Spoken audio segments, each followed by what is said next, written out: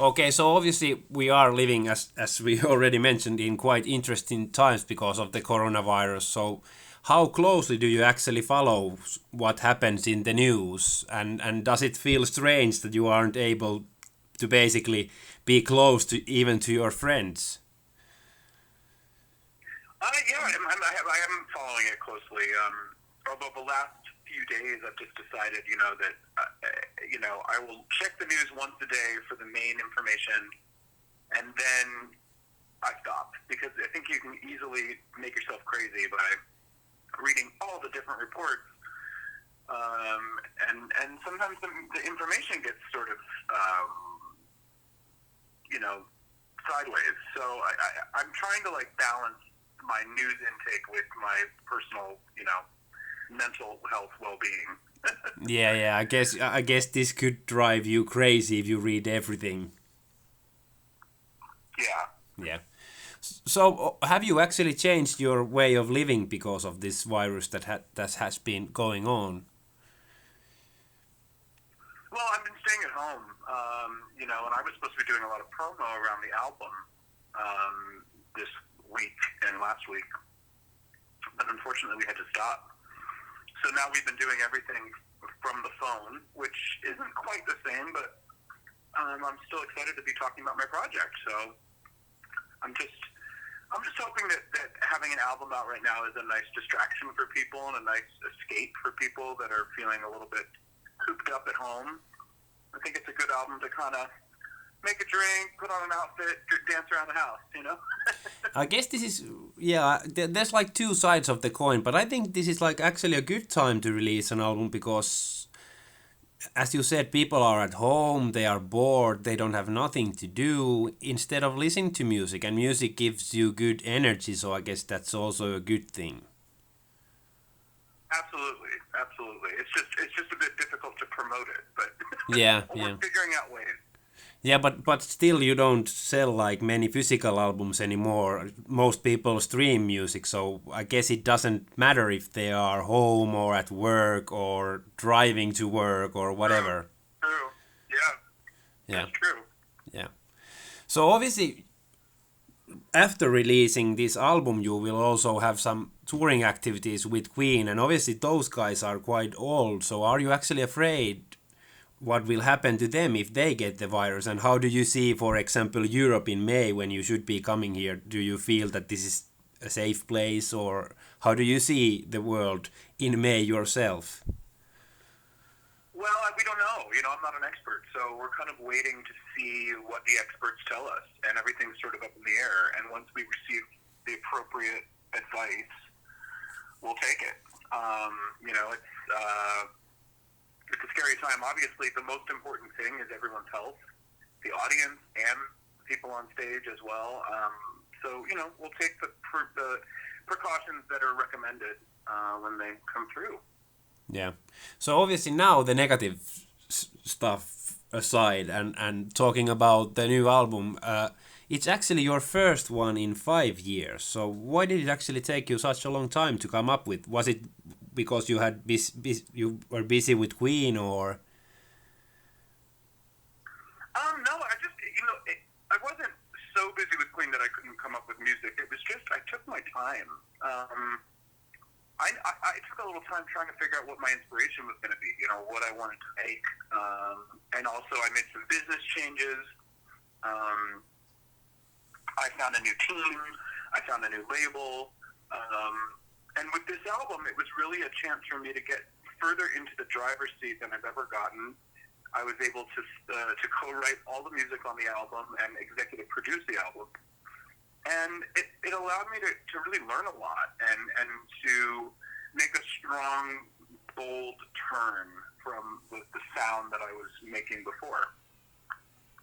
So obviously working with Queen is rather different than working as a solo artist. So what do you see like as the main differences, and do you feel that you are more of like a solo guy in a sense, or do you also like working in a team, or how do you see yourself? I think I'm both. I'm really, even on the solo project, I wouldn't be able to have done it without all the help that I had. I had amazing producers, amazing co-writers of the songs, and then my team is incredible as well. I wouldn't be able to do any of this alone. But getting to be sort of a little bit more uncompromising in the creative side of it has been a real gift. And then as far as the Queen stuff goes, it's an absolute honor to be singing Queen's music for fans all around the world.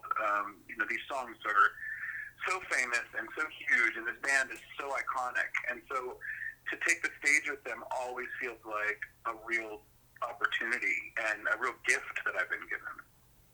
And I love Brian and Roger. They're so easy to work with, and we have fun. It's a big family feel now, and we've been doing this for 8 years, and I love that I continue to have the opportunity to tour with them. So how was it like in the first, when you first were announced as the singer? Were you like totally nervous that how will everybody take it? Yeah, in the beginning I definitely was. Yes, absolutely. And now what's so nice is that we're 8 years in, and now I don't get nervous now, and so it's really helped my confidence, and it's really given me a sense of accomplishment working with them. So do you feel that being part of that band, iconic rock band, has influenced you somehow to this solo album in some certain way, singing those iconic songs? Yeah, I think it might have. I don't think I was conscious of it. I wasn't trying to make music that sounded like Queen, but midway through the process, as I was getting songs together, I realized that it was a lot closer to the world of Queen than any of my other albums have been. So that was exciting to figure out. Okay, so that wasn't like something that you were sort of like aiming for. That's something that just happened in the end of the day. Not specifically. I think I said to myself at the very beginning, I want to do something that's a little more retro, and I want to do something where I can hear more instruments. So those two things definitely applied to the world of Queen. But I don't know if I did anything consciously, to lift anything. You know what I mean? Okay. So do you normally have a goal where you aim for with the new album, or do you just want to take it where it takes you when you are creative? I think in the very beginning, it was a lot of experimentation in the studio with different producers and just trying to play and figure out what I liked at that moment. And once a few of the songs were written, it started becoming more clear that was the direction that the album was going to take. That it was going to kind of blend retro, rock and funk and soul and have a disco groove underneath a lot of stuff, Okay. So obviously you are doing cooperation with Nile Rodgers on the track Roses, and that's actually my personal favorite track on the album. So how was the experience working with him, and how did he ended up being on your album? He is amazing. I've worked with him before, actually. I worked with him on a song on my second album called Shady, where we invited him to come play guitar on it, and he did, and I met him then. And then I performed with him a handful of times with Chic, and then we ended up writing a song for Avicii called Lay Me Down, with Avicii, actually. And that was on Avicii's big album.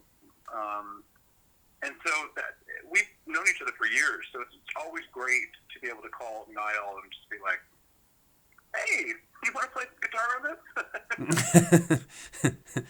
Does it ever be feel strange that you have sort of worked with tons of amazing artists that I guess in the beginning you didn't even imagine that you would be working with? I always stop and realize how lucky I am, and what an amazing journey this has been so far. 10 years ago, if someone had told me that this is where I would be, I wouldn't believe them. So I do consider luck on my side. I think the universe was being very generous with me. So, in the end, a bit about your foundation, Feel Something. So, where did you actually originally came up with the idea? Obviously, you are openly gay, but where did the idea come from? Well, I really wanted to take charity work to the next level for myself. I've moonlighted with different organizations over the years, and it was really exciting to have this idea of starting my own. There's certain things that we want to help with directly, and those things are homelessness, especially among queer youth. We also want to help with mental health and suicide prevention amongst the queer community. And lastly, I want to get into arts education as figuring out ways to provide workshops or group outings or things that are educational in the world of the arts for queer kids. Okay, that's an important thing that you are doing with that. So hey, thank you a lot for your time. The thing is, Okay, yeah, please continue. no, I'm sorry. I didn't. I think there's a delay. I was just going to say my fans are incredible at supporting the things that mean a lot to me, and that's one reason why I wanted to do this, because I know that they have always been really passionate about what I'm passionate about. Okay. So hey, thank you for your time and all the best with the new album. Anything you want to say as last words to all the Finnish fans? Finland, I love you so much, and I'm excited to come there on tour. Hopefully everything stays on schedule, and if not, we'll make it work. So hey, Adam, thank you a lot for your time. And stay Thank safe. You.